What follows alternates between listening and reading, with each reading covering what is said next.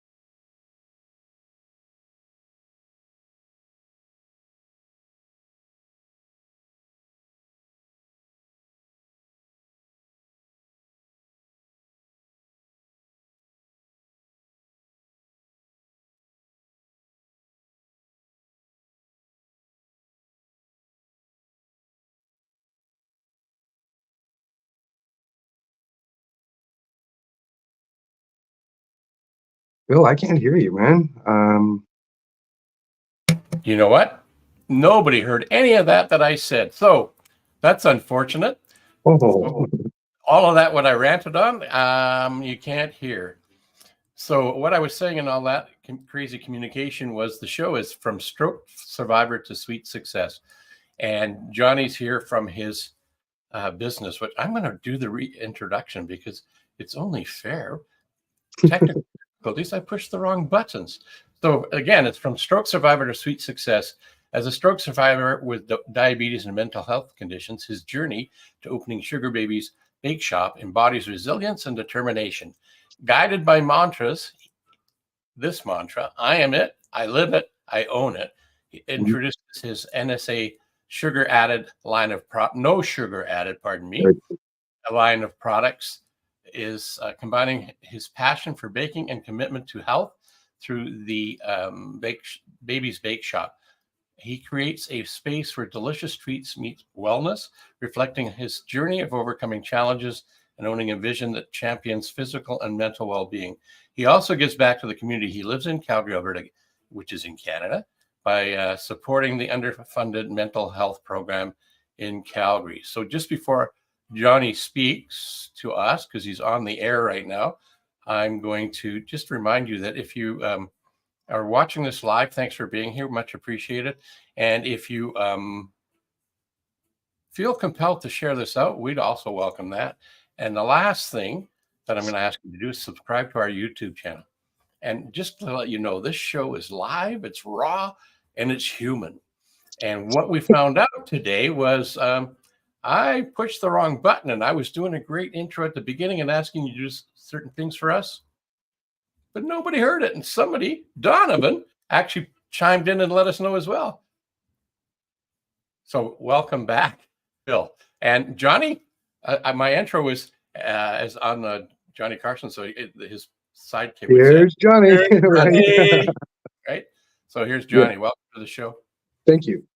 Thanks for being here. And there's more to your journey than the diabetic side and the creating being an award-winning baker. We didn't say that yet, but being an award-winning baker, there's more to it than that. And that's one of the reasons why I invited you to be here, is because there's more to it than that. Yes, you've survived a stroke, but you're also battling something else. 2 strokes, not one, but 2. So how's that for resiliency and tenacity? Can I ask you, so our audience understands? I mean, some people, when they had that kind of thing, they might just, as one of my mentors says, these kind of things make us, they jar our preserves. And what we mean by that was we'll hunker down and batten down the hatches and hope that we survive, or jars our preserves and wakes us up and we do something different. That's why you're on the show. You're one of those guys that did something different. What was it that got you to push on and go forward? Well, I was a busy go-getter kind of person, even before the strokes, as an example. Like, I did a complete career change from human resources and training and development for 13 years. And I was going to school, studying being a pastry chef. And all of a sudden, then the COVID stuff started, and then bam, my first stroke. And that kind of knocked me down a bit. But at first I'm like, oh, this is nothing. You know what? Some of my face is paralyzed or whatever. And at that point, I refused to stay in the bed, right? I'm like, no, I can breathe. I'm okay. And I didn't want to really let it get me down, because I really wasn't feeling it. But within 3 months, from the moment of my first stroke, that I was already rushed again into the emergency for TIAs, which is flakes of particles going into my brain. And then a month later, I had a number 2 stroke. That knocked me out. I was in the bed. I could hardly swallow. I couldn't even talk, right? And that was really, really hard, especially, vapors. It took me from 1,000,000 miles an hour to nothing, which hit me pretty hard.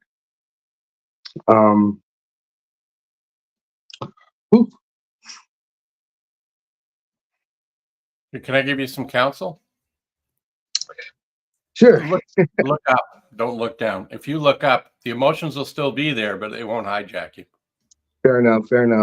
It just always gets a little bit emotional when I try to talk about stuff like that. But one thing that got me the most was when I could actually start to speak again.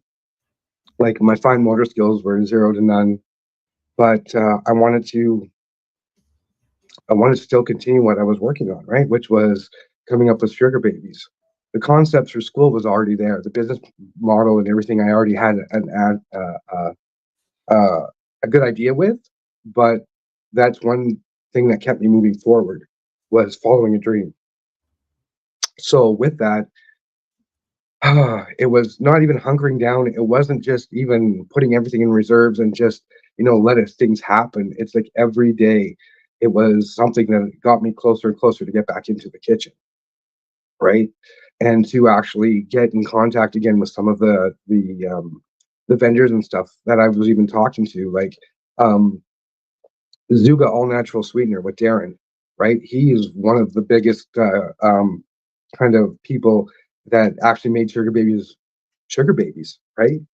And I didn't want to let that down. Like being the diabetic and then having the strokes and everything else, the first thing I needed to do was take care of myself and get healthy, right? And controlling the sugar was also key because I was nearly 400 pounds at one point, right?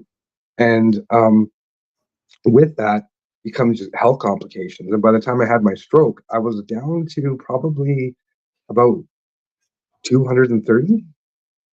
And that, again, caused more health complications. So managing the sugar and actually doing what I was doing just to keep my dream alive. What was the driving force to keep the dream alive?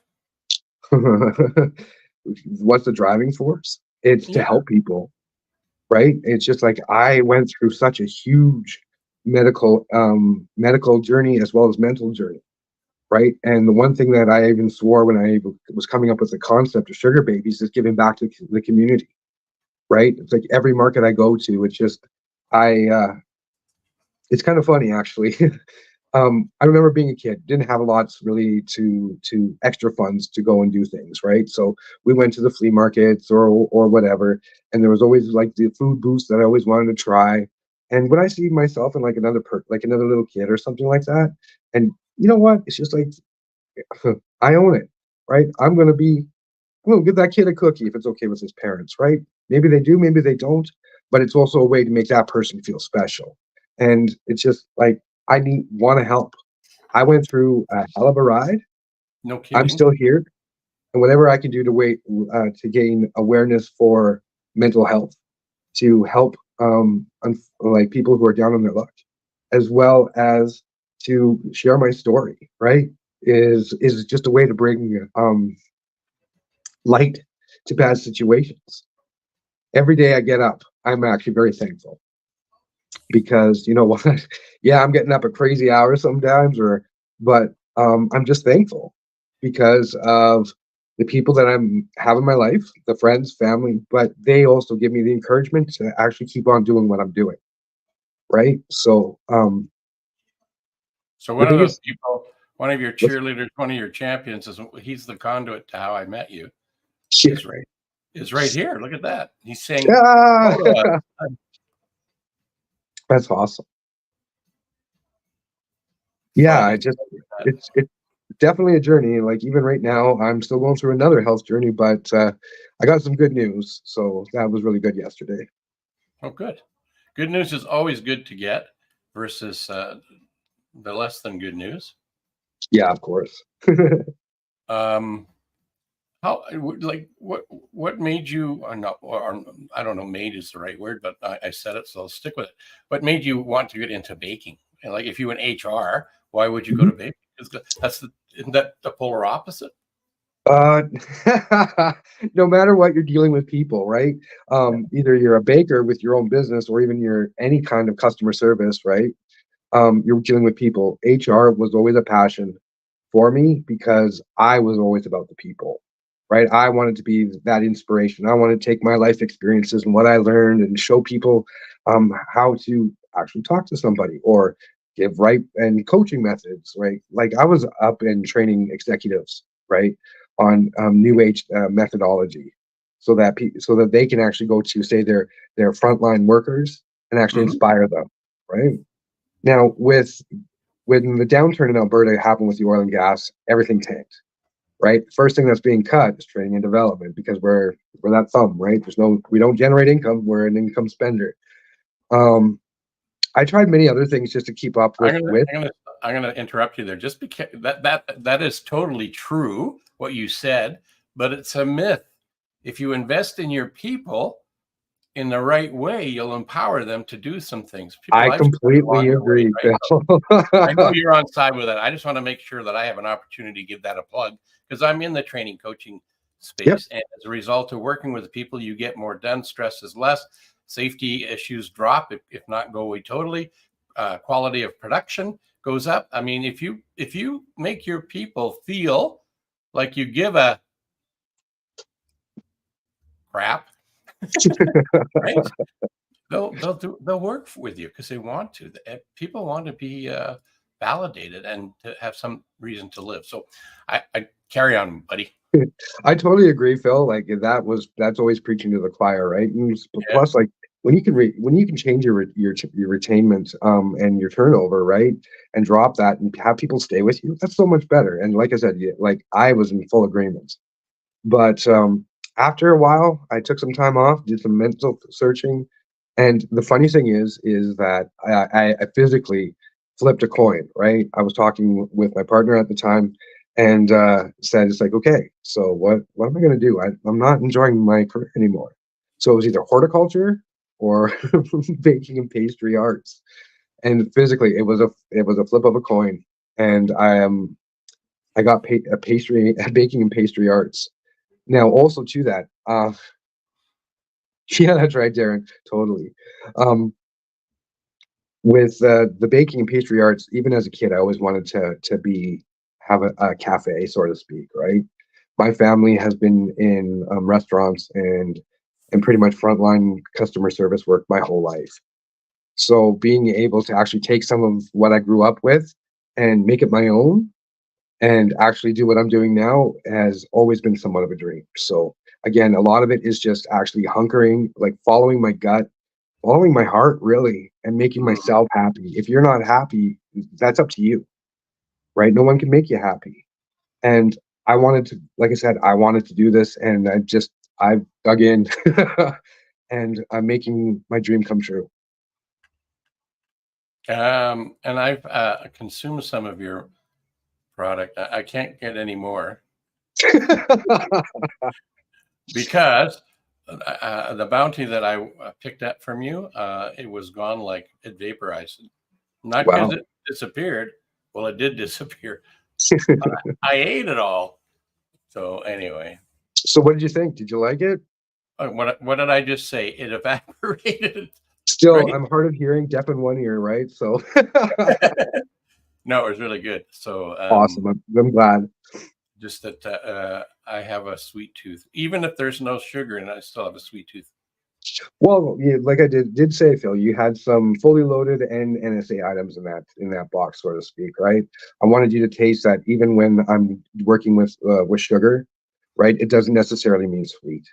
That's the thing that a lot of people don't understand, right? It's like if you're baking, just because you're baking and you don't understand your flavors, you don't understand palate, you don't understand your client or what you're baking, it's going to come out just pure sugar, right? When you do a fine balance and you actually get all aspects of the palate, then you're going to get your savory. You're going to be able to taste the butter. You're going to be able to taste every single ingredient because it's not just about sugar. It's about taste, right? And even the NSA stuff that I even work with, right? You have that a little bit of effervescence, which is like that cooling sensation in some product, but others you can't even tell, right? Like my NSA Extreme Brownie, it's like amazing. And I just don't for say so people, in myself. case they don't understand what NSA is, Yep. no sugar added. I just want to make sure they understood that because we're talking in vernacular. Yeah. So with that, it's one of my bigger cells. I do those in bite sized and now like in super huge daddy size, so that are shareable. And they don't even taste like there is a sweetener, right? Because most sweeteners give an aftertaste. The Zuga that I use doesn't, right? It's just that little cooling sensation, which is really good. And man, when you get to see some of the items coming out for fall and for winter, ooh, it's going to be amazing. It's fantastic. So you've had a few belt notch wins, right? Pardon me? You've won a few things, right? Oh, actually, yeah, I've been very fortunate actually that I do have a keen following and some really really great customer base, to be honest. In my first year, I won community votes in silver, so for 2023, and there is voting now going on for 2024. I have been nominated again. Yay! Um, but yeah, I got silver in bakery as well as in specialty foods, which was awesome. I was also placed fourth in favorite chef, which was actually something that was done with Carla Hall, and that was a whirly bird. Let me tell you, she's one of my idols. Right, when she first started on the Food Network, I was like, I want to meet her, and unfortunately, I didn't make it that far, but it was fourth for the region, and I was the last Canadian actually in that in the competition before it went over to the semifinals. So So if you were the last Canadian, that make you the top Canadian? I would like to say that, but then there's other things that would be no. But to me, you know what? It wasn't about the placing. It was just about the experience, right? I got to see a lot of amazing chefs, right? And seeing what they can do from plating to their ideas to their palettes, and even doing like a video education with Carla Hall was amazing, Mm. right? It was a complete life changer because hey, you know what? She actually she's in front of me pretty much, so that was pretty So cool. like I want to make sure that we leave the audience with some ideas or suggestions on how to develop or maintain resilience. What would you offer up? Ooh. How to develop and maintain resilience? Well, that's Just like, definitely hard. yeah, what did you do though? I'm I didn't give up is the first thing, right? I fell flat on my face. I ain't gonna lie. Like the first little bit, Phil, I thought, you know what? The typical if you build it, they will come kind of thing, right? And that's Mm. not the case, right? But to build the resilience is actually building a little bit of a skin because you got to take your feedback, you got to take your criticisms, right, to learn, to grow. But to keep moving and keep pushing forward is that I put in my head is a visual, right? Is that what I want to see? And I want to see people smile eating my product 2 bites at a time, right? I want to be able to inspire those little kids that are diabetic, as an example, that they can still have something sweet that won't hurt them, right? It's about the focus. It's why you want to do it, right? If you have a the good enough idea, and that you are wanting to make the difference, is what will drive you. Plus, having an amazing network of entrepreneurs, right? I have met so many people in my schooling, and even after that, whew, keep me moving.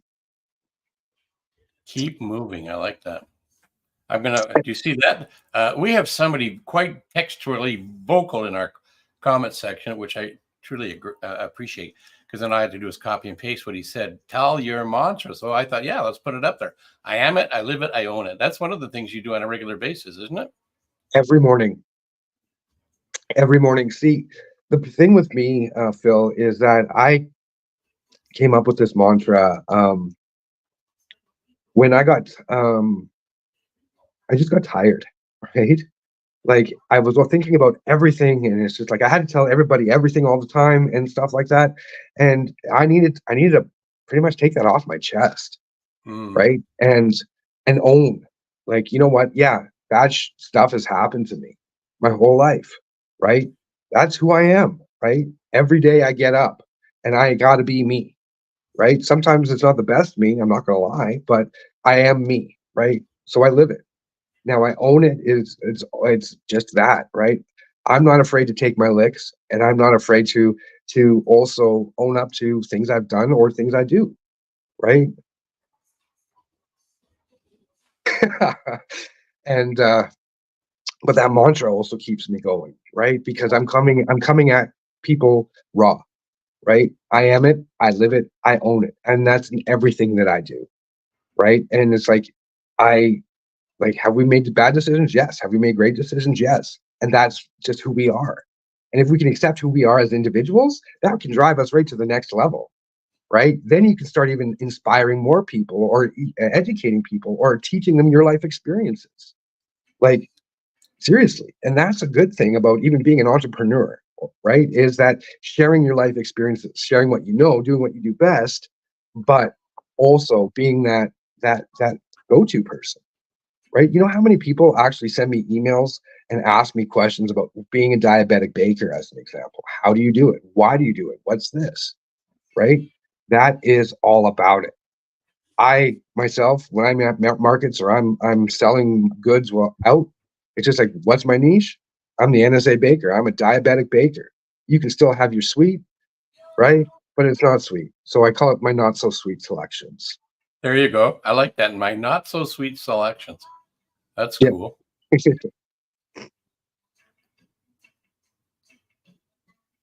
What's your favorite thing to bake? Oh, that is that is a hard one, right? I like to be innovative. I have a little bit of thing called ADHD, so everything the same is not really good. Ah, But the actual what I really enjoy doing is tarts, cakes, right? I love getting, like, to me, there's nothing better than having a, like, we'll say a frangipane cherry tart, right, with vanilla buttercream on top, because you're sweetening your cherries. You're doing everything from scratch. The smells, the aroma, right? Where you don't need to add sugar because cherries are sweet enough.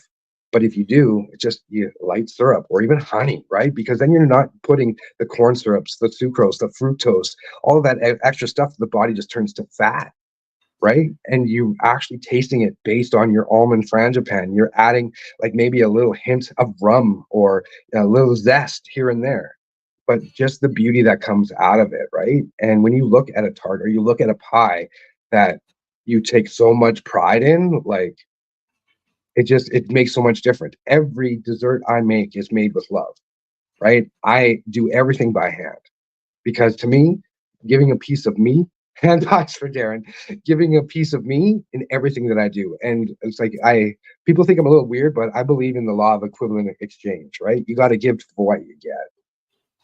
so when Darren says he likes hand pies, does that mean he just doesn't like eating with a spoon, knife, and a fork, Darren?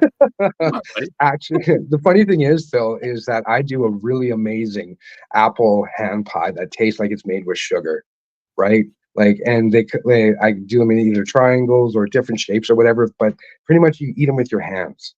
If you want, like, to me, if you're going to be out and about and you're going to come and visit me, right? At least you're going to do is you can take it, you can walk it, and you can eat it, and you can still keep doing what you're doing. You don't need a fork and knife, Yeah, right? Make it simple, make it easy. But that's a the throwback. apple hand pies are delicious. That's a throwback from way before my time. But I'm originally from Europe, UK, and things called Cornish pasties.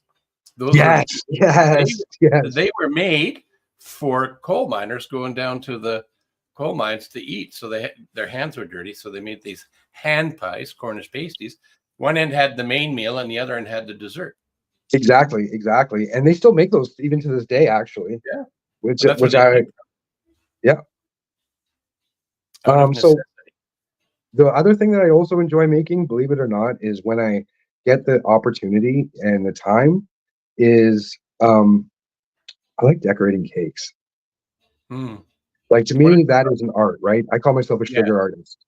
When I get the time, and um, I like it. I like sculpting. I like I like my Halloween's coming up, so I have some Halloween cakes I'm gonna just put on display and stuff. Like, even most of my vine works and stuff, even from last year, were all edible. Some of the displays that I have on my table, like, you can actually take one of the leaves and eat it. That's cool. That is really cool.